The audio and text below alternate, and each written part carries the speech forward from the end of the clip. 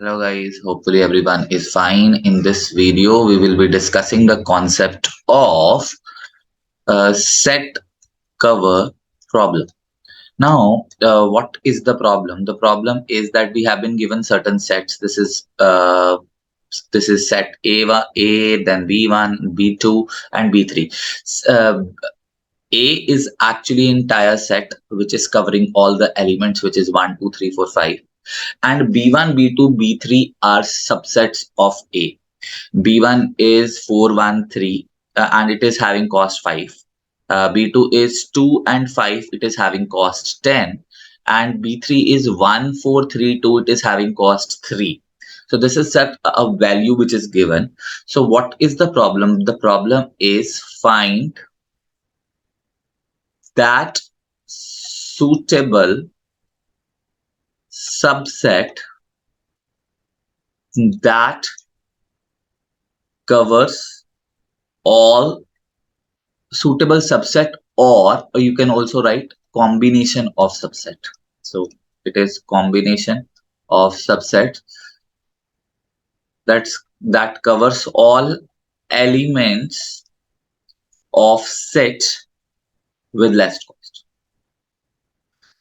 So it is also a minimization problem. So we have to find that combination of subsets that covers all elements with less cost. Let's say if I union B1 union B2, if I union B1 union B2, we will get 41325. It means 41325. All elements are covered. And if I combine their cost, 5 plus 5 plus 10, it becomes 15. Let's union B2 union B3. So B2 union B3, if I do, we will have 1, 4, 3, 2, 5, and 2 and 5 over here. 2 is common, so we will take 1 2 out, and the combined cost is 13 cost. Does it cover all the elements? Yes, it does. Does this B1 union cover all the elements? B1 union B2 also covers all the elements. Let's try the next possible combination, which is B1 union B3.